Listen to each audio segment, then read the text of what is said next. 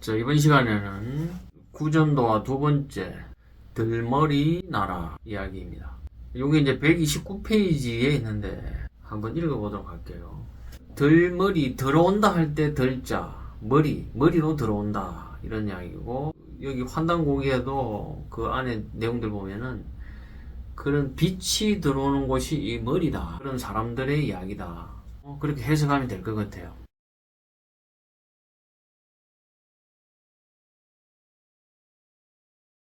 자, 먼저 청산의 사부이신 청운도사께서는 청산에게 가르침을 주실 때는 언제나 먼저 시범을 보여주시고 그대로 몸소 체득하게 하였으며, 또는 옛날 도인들의 행적을 재밌게 이야기로 들려주시고 그대로 실천하라고 하셨다.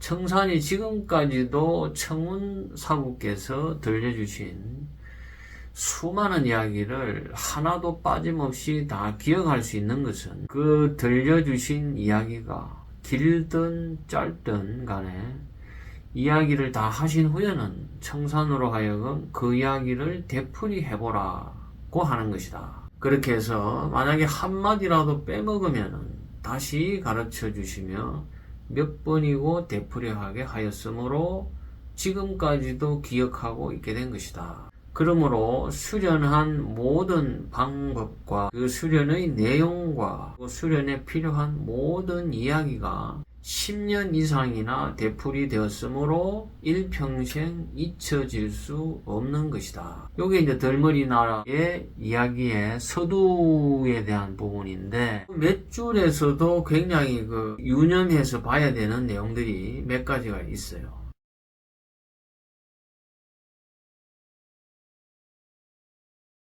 무려 이제 9700년 전부터 내려오는 어떤 이런 수련법이라고 이야기를 했고, 그게 이제 일반적으로 사람들이 못 믿어하는 부분인데, 그 부분에 대한 그 이야기가 그렇게 오래된 수련법일 수도 있겠다고 하는 부분이 바로 이런 이야기예요. 뭐냐면 이게 구전도화라는 거죠. 만년 전에는 문자가 없었죠. 문자가 있었으면 책으로 이제 이런 수련법을 전했을 건데, 문자가 없었기 때문에 말로서 전할 수밖에 없었다는 거예요. 우리나라의 옛 고대 문자, 소위 가림토 문자라고 하는 것도 약 한 4200년 전에 그때에 이제 나왔기 때문에, 그 문자를 만들게 된 것도 당군 환단고기 안에 그렇게 나옵니다. 훨씬 이전에 이 국선도는 전수가 되었기 때문에, 그러면 어떻게 전수가 되었느냐? 이렇게, 물론 이제 세부적인 수련이야 이제 가르쳐 줬겠지만은, 그 외에 수련 외적으로 내려온 어떤 그런 과정들, 이런 것들에 대한 거는 말로서 이렇게 전할 수밖에 없었다는 거예요. 그럼 어떻게 했느냐? 이야기 형식으로 해주고, 그거를 기억을 시키기 위해서 무려 10년 이상 계속 반복적으로 이야기를 들려준 걸 똑같이 반복을 해봐라. 이렇게 해서 한마디로 틀리면 새로 가르쳐 줬다는 거죠.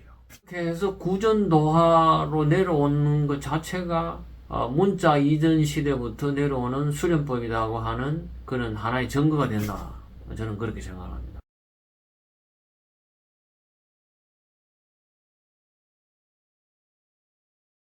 청산에게 가르침을 주실 때는 언제나 먼저 시범을 보여주시고 그대로 몸소 체득하게 했다는 거죠. 그리고 이야기들로서 도인들의 행적을 이야기로 들려주시고 그대로 실천하게 했다는 거예요. 그러니까 뭐냐면은 내가 먼저 시범을 보이고 너도 그렇게 따라하라 이랬던 거예요.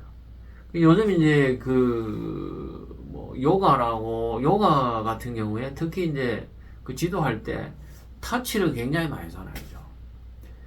근데 이제 터치를 해서 약간의 어떤 도움을 주는 정도는 모르겠지만은, 기본적으로 정통의 요가도 김우라 선생이나 이런 분들의 이야기 들어보면은 그렇게 막 터치를 해서 이런 요가가 정통 요가 아니라는 거예요. 그냥 서성이 먼저 시범을 보이고 그렇게 따라하는 거예요. 제자는 자기 나름대로 자기 그게 익히게 하는 방법이었다는 거죠. 그게 정말 이상하게 하면은 약간의 어떤 손을 댈 수는 있겠지만은, 그러나 지금처럼의 어떤 이렇게 지도하는 사람이 손으로서 만들어서 자세를 잡게 하면은 그 사람이 완전하게 자기 거로서 소화하기가 굉장히 어려워요. 그렇기 때문에 먼저 시범을 보이고 네가 따라해라. 그리고 안 되면은 스승이 하는 것을 보고 딱 기억을 해서 그까지 되게 하기 위해서 끊임없이 노력을 하는 거예요. 그 과정에 호흡은 어떻게 하고 뭐 힘을 어떻게 분배를 하고 이런 것들을 제자 스스로 깨닫게 하는 거예요. 이게 굉장히 중요한 방법이에요. 비슷한 내용 지도 방법일 것 같지만은 이거를 잘 생각해 보면은 굉장히 중요한 이야기예요.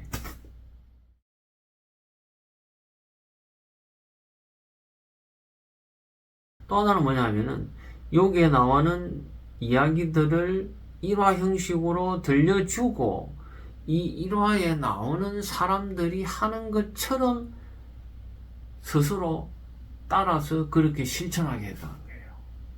이게 그냥 단순하게 재미있는 이야기로 그치는 게 아니라 이야기를 통해서 그 안에 이야기 안에 어떤 그 수련 방법을 이야기를 통해서 전했다는 거죠. 왜 어떻게 이야기를 듣고 그대로 실천을 하게 했다는 거죠.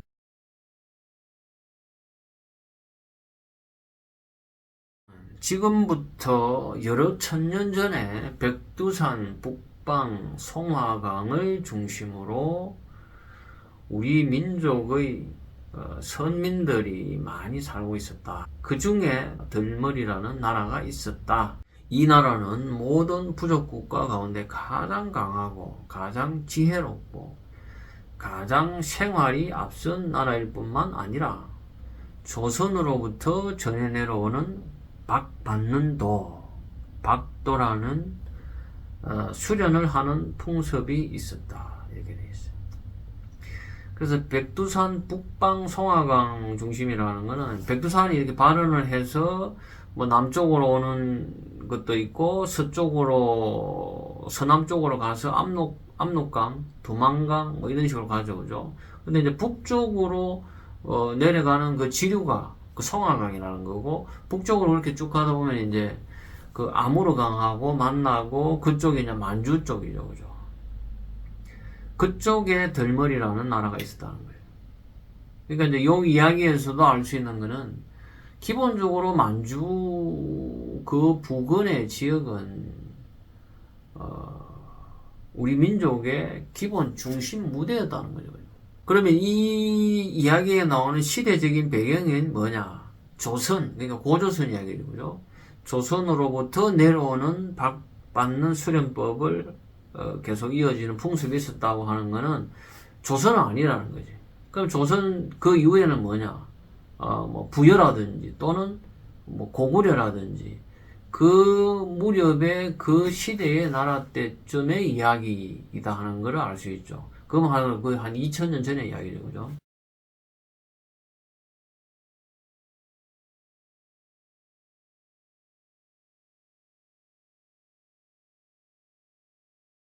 과학태자의 후손인 세단도사는 나라 안의 젊은 청소년들을 모아서 박도의 도장을 열고 알금을 받는 수련을 시키고 있었는데 그 수련생 중에는 거성이라는 문제 아동이 하나 섞여 있었다. 이 거성이는 우리 민족과 다른 족속이다. 과학태자가 화족을 그 지역에 같이 살게 했다는 거죠. 그래서 이제 그 거성이라는 그 소녀는 그런 화족의 그런 후손인데, 세단도사는 우리 민족과는 다르지만은 받는 수련 도장에 넣어서 같이 수련을 하게 해주었다는 거예요. 근데 이제 이 문제는 이제 이 거성이라는 이 소년이 굉장히 말썽꾸러기였다는 거예요. 온갖 사고들을 이제 다 쳤다는 거죠. 그래서 여러 번 말썽을 피우는데 채단도사는 그 선의를 불러 앉혀놓고 꾸중을 하며 못된 짓을 하지 말라고 그때마다 이제 타일렀다는 거죠. 왜냐하면은 그 성의가 체격이 아주 건장하고 잘 수련을 하면 한 사람 구실을 할 수 있겠다. 그 생각이 들었기 때문에 특별히 이제 예정을 가지고 이렇게 많이 꾸지람도 하면서 사람을 만들기 위해서 굉장히 이렇게 애를 많이 썼다는 거죠.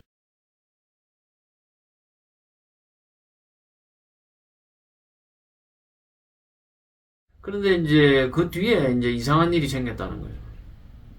며칠 후에 돌매라는 아이도 갑자기 안 나왔고 또 며칠이 지나니까 또 다른 아이도 나오지 않다는 거예요. 그 참으로 이상하다고 하는데 어느 날 하루는 이제 그 성이가 그 돌매와 나오지 않는 여러 아이들을 데리고 세단도사 앞에 나타났다는 거예요. 그렇게 와서는 이제 하는 말이 굉장히 과간해요. 저희들은 귀찮게 매일매일 이곳에 찾아와서 박받는 법을 닦지 않아도 되지 않겠습니까?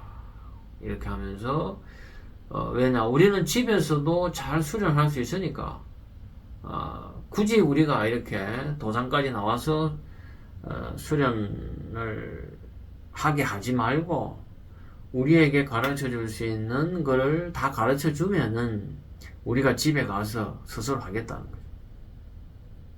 여기까지 와서 하면은 서로 불편하고 또 수련에도 방해가 되니까 일러주면은 집으로 가서 밤낮으로 열심히 수련하겠습니다. 이렇게 이야기를 하더라고요. 그야말로 이게 뭐 말도 안 되는 이야기지만은 근데 이제 그 말을 듣던 다른 아이들도 그럴듯한 말이라고 고개를 같이 끄덕인다는 거예요. 이제 사실은 이제 이게 철없는 이야기고 말도 아닌 이야기인데 뭔가 이제 이 거선이라는 소년이 와서 이렇게 이야기하니까 그럴듯하거든. 뭐 그냥 집에서도 할 수 있으니까 굳이 매번 도장까지 나와서 하고 뭐 모여서 하고 이렇게 할 필요가 있나? 집에서도 할 수 있는 거 아닌가? 또 보니까 별로 크게 어렵지도 않으니까. 근데 이제 편하려고 하는 생각은 다 있으니까 그럴듯하니까 실제로 말도 안 되는 이야기인데 옆에서 다른 애들도 고개를 끄덕이고 맞는 말이네 이렇게 되는 거예요. 이런 것들이 요즘에도 우리 수련도장을 운영하는데 이런 게 굉장히 비슷한 일들이 이렇게 지금도 있어요. 이렇게 그래서 이제 이렇게 이런 이야기들 도하라 그러는 게 우리 2000년이나 더 된 이야기지만은 지금까지도 이런 도장을 수련장을 운영하는데 굉장히 참고가 되고 교훈이 되는 그런 어떤 면들이 있어요. 자, 아무튼 그래서 이제 세단도사는 참으로 어이가 없었다는 거예요. 그래도 최대한 태연하게 이제 태연한 음성으로 세단도사가 이제 이런 이 무지한 애들을 가르쳐야 되겠다. 그 생각을 해서 아이디어를 냅니다. 어떻게 하냐면은 너희들은 지금 나무를 한 알음씩 주워다가 이곳에 모아놓고 불을 피워라 하고 명령을 내렸다. 이제 모든 수련생들은 그대로 하였다. 불이 활활 타올랐다. 그때 세단도사는 다시 명령을 내렸다. 너희들은 지금 저기 불에 타고 있는 나뭇가지를 하나씩 따로따로 옮겨 놓아라. 그러니까 모두 그렇게 했다는 거죠. 그죠? 근데 이제 그렇게 하자. 그렇게 잘 타오르던 나뭇가지들이 얼마 가지 않아서 이게 차츰 꺼져버리고 마는 거예요. 그때 이제 세단도사가 엄숙히 타이르는 것이다. 보아라. 뭉쳐서는 그렇게 잘 타던 나무들도 알알이 헤쳐놓으니 불이 꺼져버리지 않았느냐. 아무리 수련하는 법을 가르쳐 주어도 내 앞을 떠나서 뿔뿔이 흩어지면은 혼자의 힘으로는 수련이 이루어질 수 없는 법이다.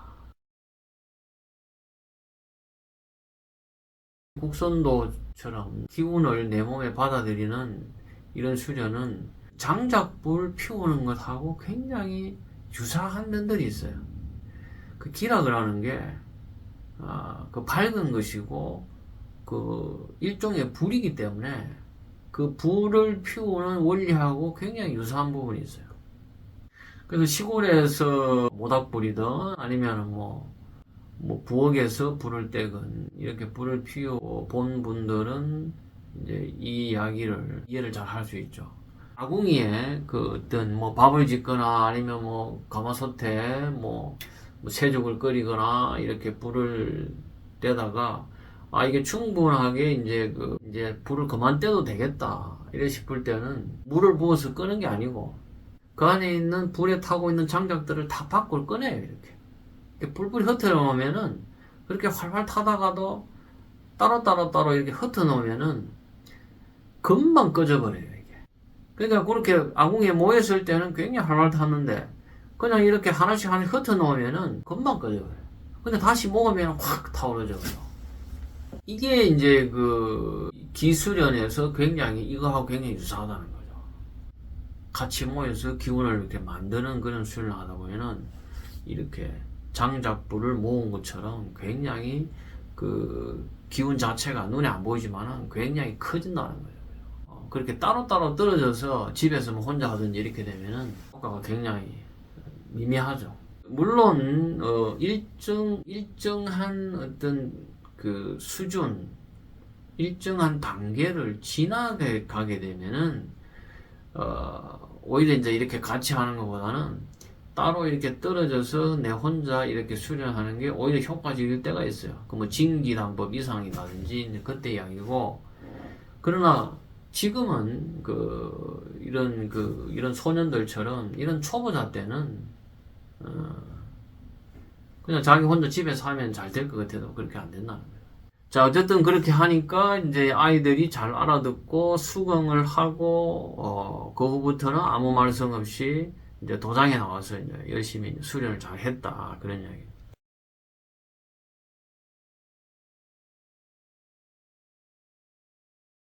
근데 이제 또 얼마 가지 않아서 이제 말썽이 생겼는데 또 이제 차츰 도장에 이제 나오지 않는 애들이 조금씩 생기기 시작했다는 거예요.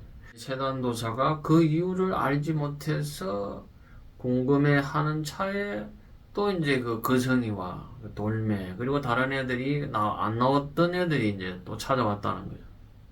와서 하는 말이 그동안 우리가 배운 것은 우리가 혼자서도 다 할 수 있으니 다른 것을 가르쳐 주면은 이제 우리끼리 모여서 해보겠다 이렇게 된 거예요.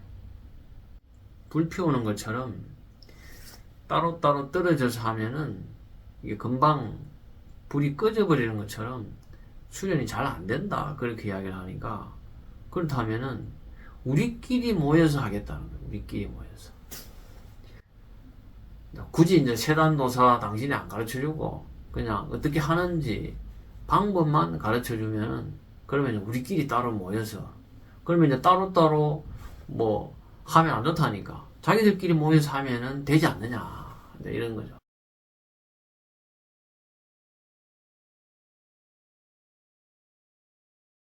기가 차죠, 그죠? 무지하기 때문에 그런 거죠. 근데 그렇더라도 이제 세단도사는 뭐 화를 내거나 이렇게 하지 않고 모든 아이들을 한 줄로 세워놓고 모두 눈을 가리게 하고 긴 밧줄을 가져다가 손으로 잡게 한 후에 자기도 맞은편에 마주 서서 줄다리기를 하게 했다는 거죠. 이쪽에는 세단도사가 혼자 있고 저쪽에는 다른 아이들이 다 모여가 있다는 거죠. 아이들로 하여금 이제 줄을 당겨보라 이렇게 하니까 여러 아이들이 힘으로 당기지만은 그 세단도사 한 사람을 당할 수가 없더라는 거예요. 그러다가 다시 도사가 갑자기 줄을 놓아버리니까 딸려오던 애들이 전부 다 뒤로 이제 넘어지고 말았다는 거예요. 그래서 이제 세단도사가 이제 말을 하기를 내가 줄을 당기니 너희들이 따라오고 내가 줄을 놓으니 너희들이 뒤로 넘어진 것이다. 힘이 강한 사람이 앞에서 강하게 잡아당길 때는 너희들이 다 따라오지 않았느냐. 약한 사람은 남을 끌어당길 수가 없는 법이다. 너희들이 아무리 여럿이 뭉쳐서 스스로 수련을 하려고 해도 수련이 되지 못한다는 것을 알아야 한다. 자, 이제 이 일화는, 아까 불 피우는 이야기는 같이 했을 때 불을 피우는 것처럼 더 기운을 강하게 끌어당길 수 있는 것이고, 또 두 번째 이 줄다리기의 일화는 기락을 하는 것은 기운이 굉장히 강한 고수가 그 무리에 섞여서 수련을 했을 때 하고, 고수 없이 하수들만 모여서 했을 때 하고, 내가 받아들이는 기운이 차이가 있다는 거예요. 이거는 이제 두 가지 면이다. 한 면은 기운의 양적인 부분, 또 다른 하나는 뭐냐면 낮은 차원의 기운이 있고 높은 차원의 기운이 있다. 또 다른 말로는 조금 거친 진동의 어떤 거친 그런 기운이 있기도 하고, 그보다 훨씬 정미한 미세한 그런 높은 진동의 기운이 이게 있다는 거죠. 그래서 고수라고 하는 것은 왜 고수가 되느냐면은 그만큼 많은 양의 기운을 그 같이 하는 사람에게 같이 당길 수 있다는 것도 되고, 또 하나는 굉장히 높은 차원의, 거친 차원이라기보다는 높은 그 어떤 차원의 기운을 그 고수가 그렇게 그 무리에게 전해줄 수 있다는 그런 차원. 일종의 이제 그 딕샤라는 거지, 딕샤. 뭐 기독교 세례라고도 할 수 있는 거고, 인도에서 이야기하는 딕샤. 자, 어쨌든 그렇게 해서 그들은 또 이제 잘 알겠다 하면서 또 다시 이제 열심히 수련을 계속해 나갔다는 거예요. 근데 또 그렇게 또 얼마 동안은 잘 나오다가 또 이제 이 거성이라는 이 소년이 다시 이제 도장이 안 나오더라는 거예요. 그래서 제단도사는 돌매라는 소년을 지켜서 알아보라고 이제 거성이에게 보냈다는 거죠. 근데 이제 그 돌매라는 소년이 거성이를 만나고 와서 이제 이렇게 이야기해요. 거성의 말을 이제 제단도사에게 전해주는 거죠. 자, 거성의 말은 우리가 근 2년이나 수련을 해보았으나, 세단도사가 이렇게 가르치는 대로 수련을 해보았는데 거의 똑같은 방법만 되풀이하고 있으니 이제는 진력이 난다. 지긋지긋하다는 거죠. 도력을 얻기 위해서 기본적인 수련을 해야 한다고 이제 세단도사가 계속 하지만은 언제까지 이렇게 숨만 고르고 있어야 되는가?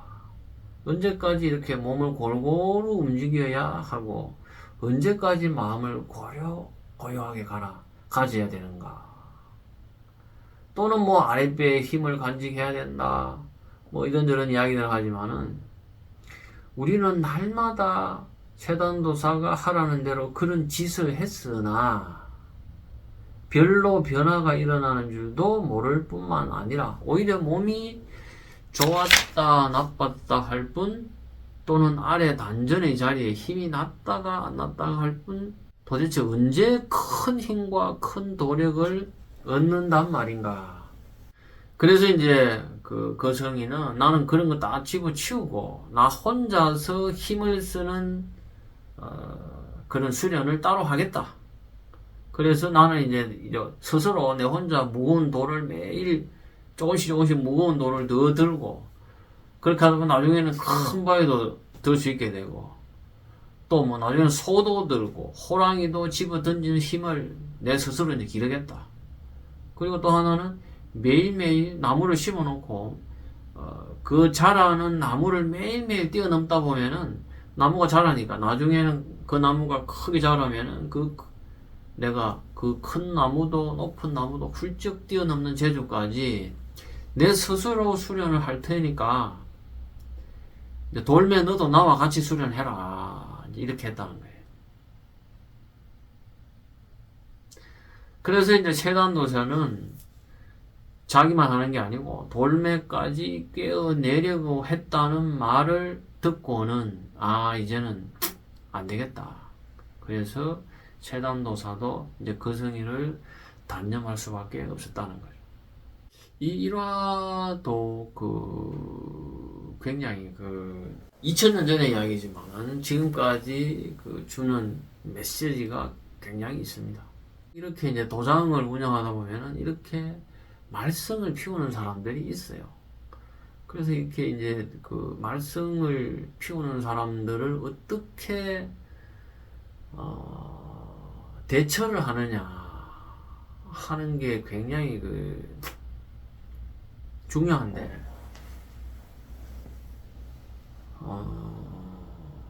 왜냐하면은 지금의 이 거성이라는 이 소년 이야기처럼 본인만 이렇게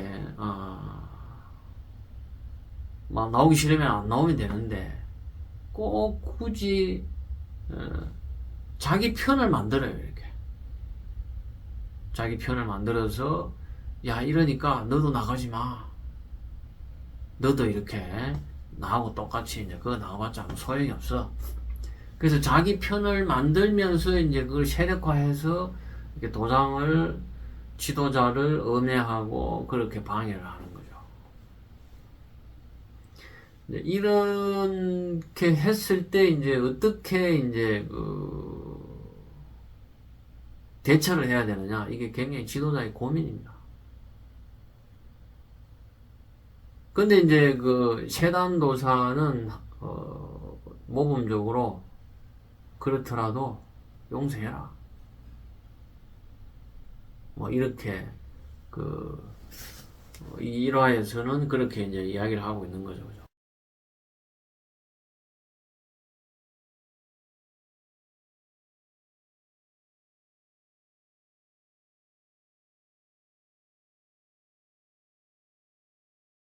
이제 2년 정도를 수련을 했는데 이게 크게 변화가 없더라는 거죠. 그래서 언제까지 해야 되느냐 하니까 뭐 기본적인 걸 무조건 해야 된다, 숨을 골라야 된다, 몸을 계속 골고루 움직여야 된다, 마음을 고요하게 가져야 된다, 아랫배에 늘 힘을 간직해야 된다, 이렇게 이야기들 하는데 별 변화가 없다는 거지. 그리고 몸도 어떤 때는 좋았다가 했다가 또 나빴다가 이렇게 또 되고, 또 어떤 때는 단전 자리에 와 힘이 나가지고 이제 됐구나 하는데 뭐 또 좀 있어 보면 또 났다가 안 났다고도 하고 이런 거예요. 그러니까 이제 도대체 이제 언제까지 해야 되느냐 이런 거죠. 이게 이제 국선도의 수련의 어떤 맹점이라고 해야 되나, 또는 뭐 무슨 약점이라고 해야 되나. 이게 효과가 금방 이렇게 나타나지 않는다는 거예요. 기초의 과정이 굉장히 지루할 정도로 길다는 거예요. 물론 이제 어딘가에 병이 있는 사람들은 또 좀 달라요. 병이 있으면은 이런 것들을 뭐 한 1년, 2년 하다 보면은 자기가 가지고 있는 병들이 그냥 나아버려요. 뭐 굉장히 뭐 불치병 이런 것들도 그렇고. 그래서 병이 있는 사람이 오히려 이제 더 열심히 수련을 하게 되는 이유가 거기 있는 거예요. 하다 보니까 병원에서도 못 고치던 것들이 도장에서 한 뭐 몇 달 또는 1, 2년 하다 보니까 그 병이 저절로 낫는 거죠. 그러니까 와 이게 뭔가 있구나 이래가지고 되게 열심히 수련하는 거예요.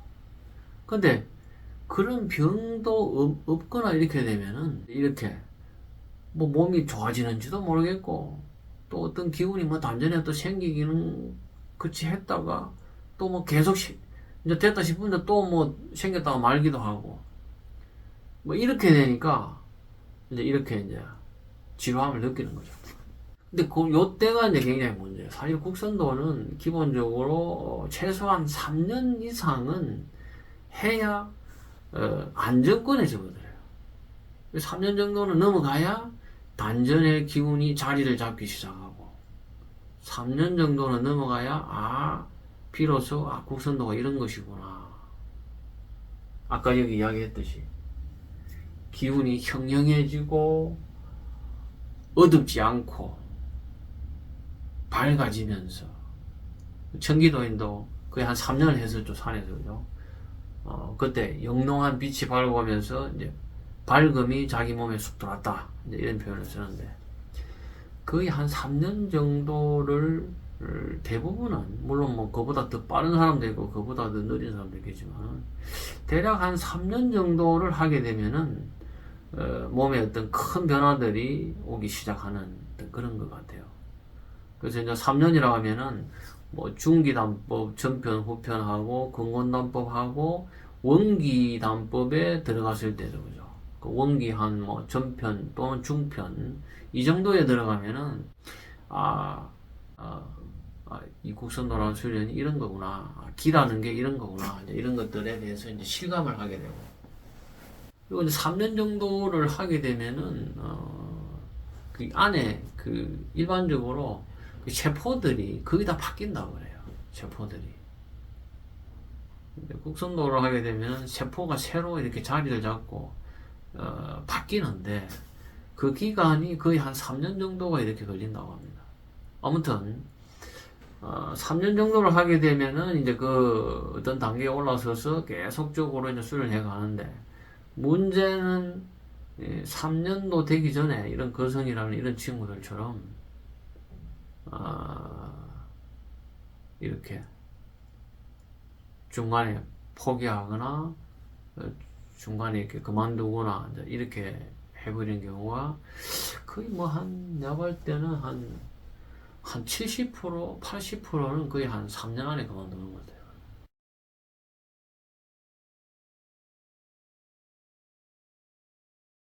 그래서 그 후 세단도사의 도장의 모든 수련생들은 더욱 열심히 지도를 받으며 세월이 흘러 모든 소년들이 이제 자라고 늠름한 젊은이들이 되었고, 이제 수련도 모든 기본적인 수련을 순서대로 모두 마치고 하늘의 참 기운을 받는 경지, 이걸 이제 진기단법이라는 거죠, 그죠?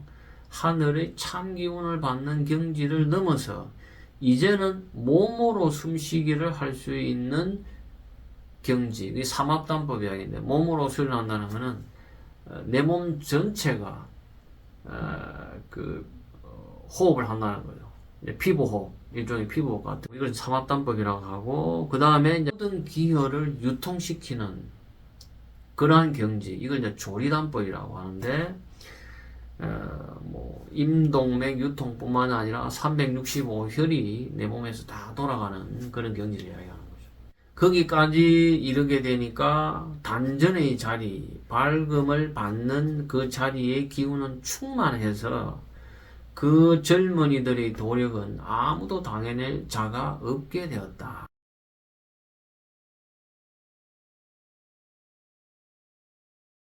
근데 이제 어느 날 뜻밖의 그 성의가 이제 도장에 나타나는 거예요. 참으로 여러 해 만에 찾아온 것이다. 어쨌든 늠름한 젊은 청년의 모습으로 찾아왔다고 해요. 그래서 대견스러워 이제 반겨주었다는 거죠. 그죠? 그런데 세단도사가 반갑긴 한데 가만히 이렇게 보면은 실망하지 않을 수 없었다는 거죠. 왜냐니까 그 성의가 굉장히 오만하고 태도가 무례하더라는 거죠.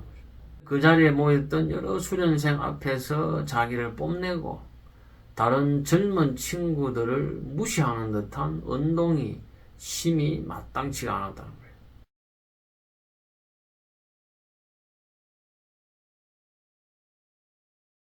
주로 이제 이렇게 말썽을 부리는 친구들이 대개 보면은 똑똑하고 이해도 빠르고 체력도 좋고 이런 잘난 친구들이 대개 보면은 수련 오래도 못해. 왜냐? 똑똑하니까. 내가 잘났다, 내가 똑똑하다는 그런 거만함, 자만, 어떤 이런 것들이 굉장히 강해. 청산선사한테 이제 제자가 물었는데 어떤 사람이 많이 배우느냐? 그때 이제 청산선사께서 하셨던 말씀이 어리숙해야 많이 배운다, 이렇게 이야기를 했대요. 이 한마디가 굉장히 어떻게 보면은 중요한 것 같아요. 수련을 끝까지 사범까지 또는 그 이상의 수련을까지 단계까지 올라가는 사람들은 대개 보면은 좀 어리숙하고 착하고 우직하고 오로지 그냥 요령 안 부리고 그냥 우직하게 열심히 지도자가 하라는 대로 하는 그런 사람들이 이렇게 보면은 조금 답답하긴 하지만은 결국 그런 친구들이 끝까지 남고 끝까지 징기 담법 이상의 수련을 가는 것 같아요.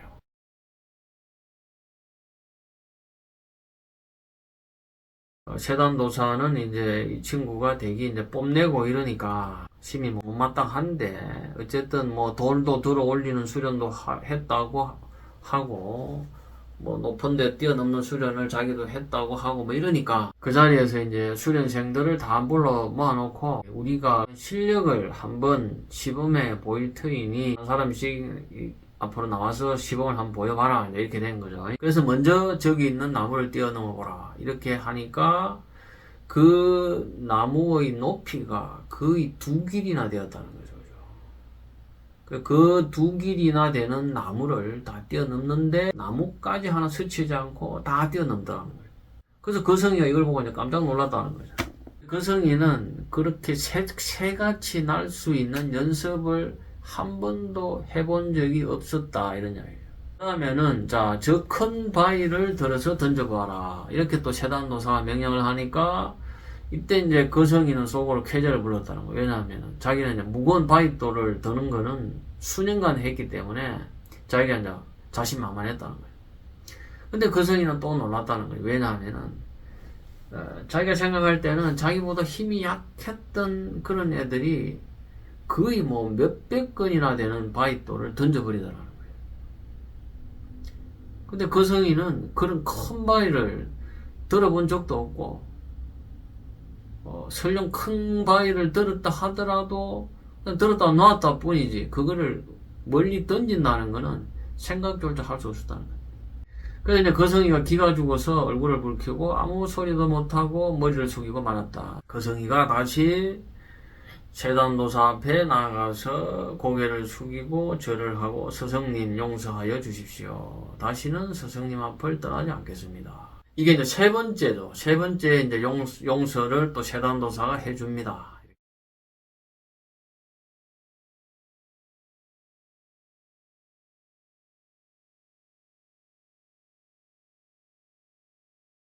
또 거성이가 보이지 않다. 왜 그러냐? 자, 왜냐하면은 거성이는 비록 자기가 이제 잘못을 했지만은 다른 동료들이 자기보다 훨씬 수련의 단계가 너무 높아져 있으니까 이제 나고자처럼 느껴진다는 거예요. 예전에는 자기가 훨씬 거기가 나았는데 몇 년 지나서 와보니까 자기가 이제 너무 낮아져 있더라는 거예요.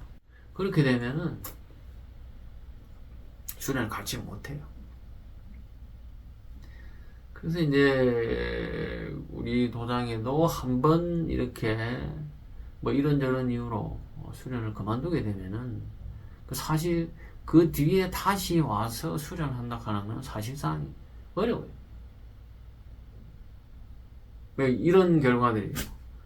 몇 년 지나와서 보니까 나보다 훨씬 못했던 사람들이 훨씬 몸도 좋아지고 훨씬 어떤 수련의 단계도 높아 보이고 이렇게 되면은 거기에서 옛날 생각이 자꾸 나기 때문에 결국은 적응 못하고 그래서 한번 그만두게 되면은 그 뒤에 다시 합류해서 수련한다 하는 건 사실상 어렵다는 거예요. 그런 것들도 이게 2000년 전의 이야기지만은 지금 우리 도장에서 일어나고 있는 일들이라고 해도 과언이 아닌 그래서 이제 이런 도화가 주는 그런 교훈 메시지가 있다는 거죠. 그래서 이제 거성이는 무슨 다른 방법이 없겠나 이렇게 또 궁리를 했다는 거죠. 그죠? 그 다른 방법이라는 거는 지금 이제 뭐 자기보다 훨씬 이제 많이 높아져 있으니까 자기는 이제 아직 기초적인 단계를 이제 막 하고 있으니까 이 자기 그 친구들을 따라잡을 수 있는 게 뭐가 있겠나 이렇게 궁리를 했다는 거죠. 그때 소위 이제 보안도사라는 괴상한 인물을 찾아가서 가기로 결심하고 도장을 또 이탈했다는 거예요. 자, 이 보안도사라는 인물은 어떤 사람이냐? 거성이와 마찬가지로 화족이고 스스로 도사라고 자칭하고 회개망측한 말로 모든 사람을 유인하고 있다. 자기는 하늘님의 위아들이요 세상을 구하기 위하여 내려왔으니 자기를 따르지 않으면 멸망한다. 세상은 이제 끝났다. 자기를 따르는 사람만이 살 수 있다. 자기가 만든 약을 먹으면은 천하장사가 된다. 이런 허망한 소리를 하다. 지금 이 이야기들은 2000년 전에 이야기를 하지만은 요즘의 어떤 사이비 종교들 하는 형태하고 똑같아요. 그죠? 내가 하나님의 외아들이다. 세상을 구하기 위해서 왔다.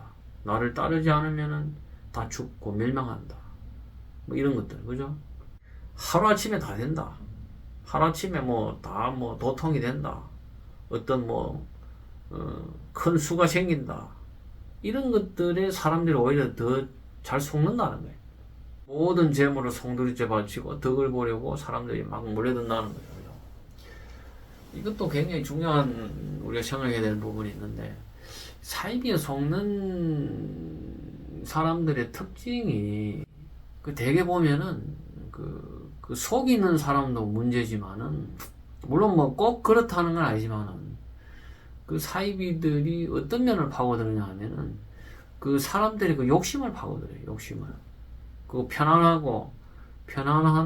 편안하게 또는 크게 노력하지 않고 어떤 도통을 한다든지 큰 내가 도력을 얻는다든지 이런 것들. 그런 것들이 이제 사람들이 노리는 어쨌든 그런 욕심이거든. 근데 실제로 이제 그 정도를 통해서 아까도 몇 년씩 걸려서 열심히 힘들게 수련을 해서 도력을 얻고 어떤 단계에 오르락하는 건 힘드니까. 그거보다는 돈을 좀 많이 쓰면은 금방 된다. 사람이 어떤 그런 욕심, 편하게 뭘 얻으려고 하는 어떤 이런 것들, 그런 심리를 사이비들은 잘 파고들어요.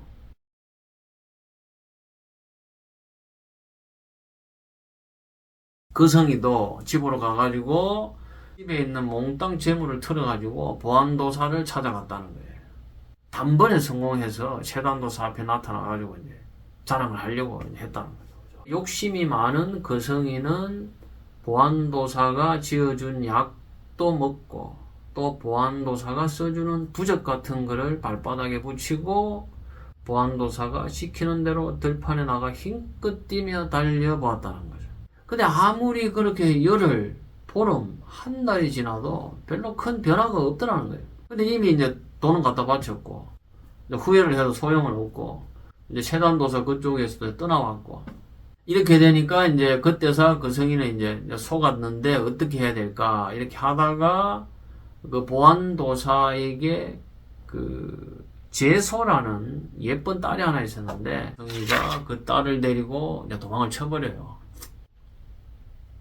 아주 먼 곳으로 가서 거기서 오막살이 집을 짓고 몇 해를 살았다는 거예요. 딸까지 놓고. 그러자 이제 세단도사가 또 이제 그 수소문을 해서 그 성이가 있는 곳을 알아서 찾아가게 돼요. 이게 이제 세단도사가 네 번째 용서를 해주는 거예요. 그때 또 그러자 또 그 성인은 잘못을 깨닫고 부모를 찾아가 만나고 처자를 맡기고 다시 이제 세단도사에게 돌아와 다시 수련을 하게 되었다.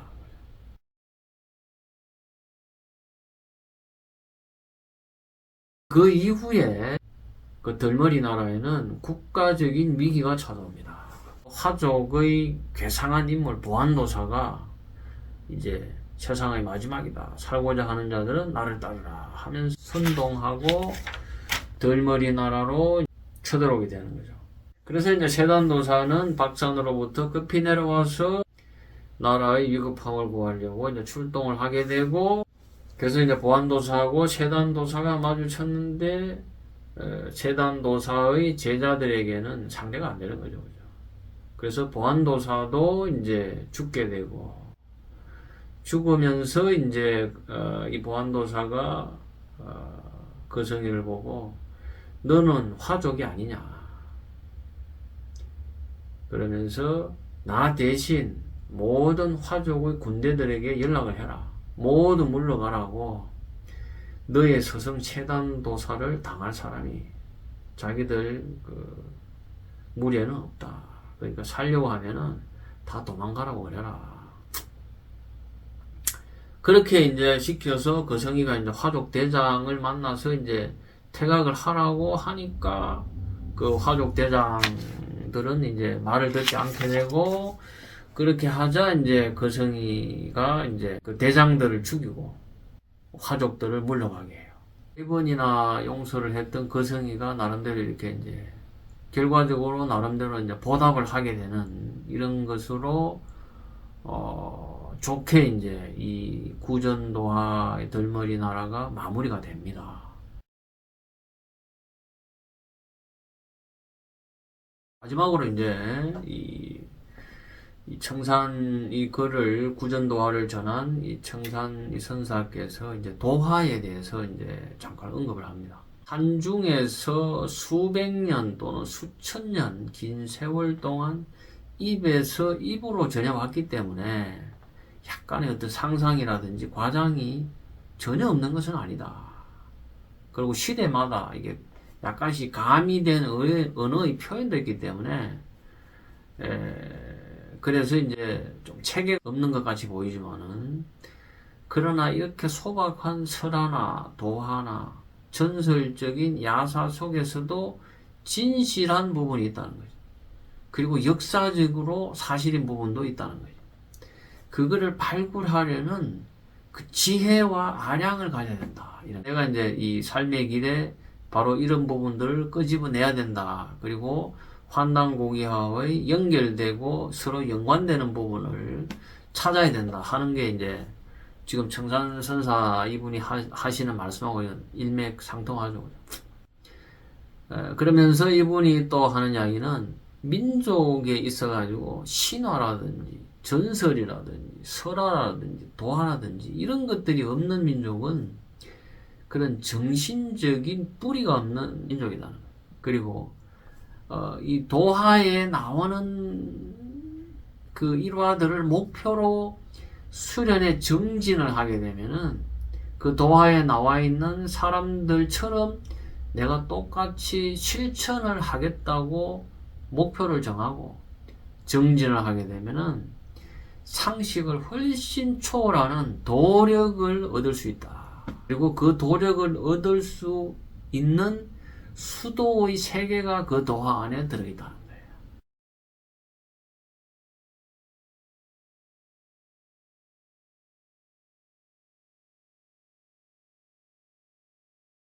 그리고 지금 이제 요 안에도 그 화족인 그 거성이라는 그 소년이 나오는데, 사실 요 구전도화 안에 그 중국과 관련된 그런 인물들이나 내용들이 굉장히 많이 나와요.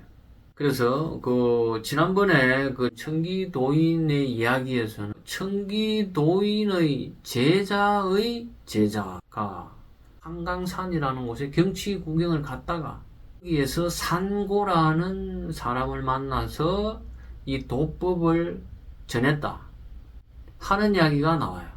그리고 또 나중에 하게 되는 그악태자의 이야기에서는 그 산고에게서 배운 그 5 형제를 살려줘요.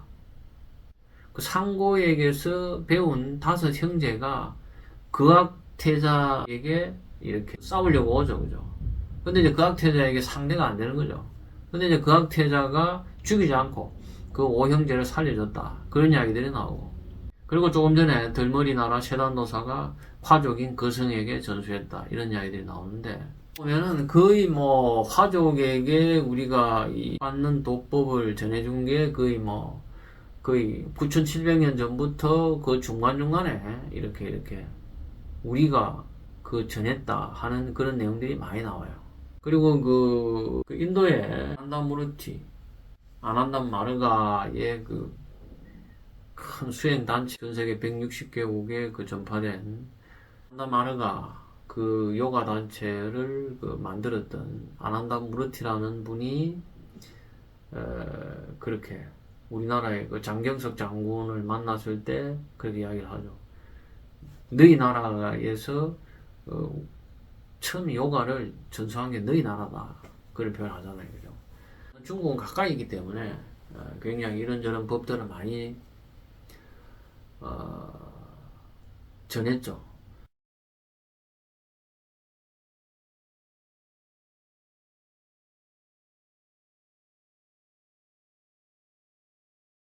내가 코리아 요가도 그렇고 니케탄 요가도 그렇고 중국의 도교에서 내려오는 화산의 수련 1, 2년 했던 것들이 아니고 대개 다 뭐 코리아 요가도 그렇고 10년 이상씩 다 이 수련을 내가 이제 몸소 해봤던 그런 경험을 가지고 판단을 할 때, 약간의 어떤 우리하고 비슷한 이 박 받는 법하고 비슷한 내용은 있지만은 그 수련 방법이 굉장히 많이 달라요. 비슷한 면도 있지만 굉장히 달라요. 인도에는 인도 특유의 어떤 그런 쪽, 또 중국은 중국 특유의 어떤 그런 쪽. 그게 이제 내가 봤을 때는 그 깊은 수련법을 전한 게 아니고 어떤 그 뼈대랄지 기초적인 부분들이 그렇게 전해져서 그 나라에 가서 그 나라의 기후, 그 나라의 문화, 또 그 나라의 어떤 뭐 예를 들면은 뭐 인도 같은 경우는 히말라야라는 큰 어떤 산이 거기에 하는 역할이 있고 중국 같은 경우에는 중국의 화산도 있지만은 또 중국의 대륙적인 어떤 이런 것들 그런 것들의 수련이 접목이 될 때에 그 나라의 특유의 민족성과 그 환경과 이런 것들이 합쳐져 가지고 굉장히 그 나라 특유의 그런 수련법으로 발전이 되고 정착이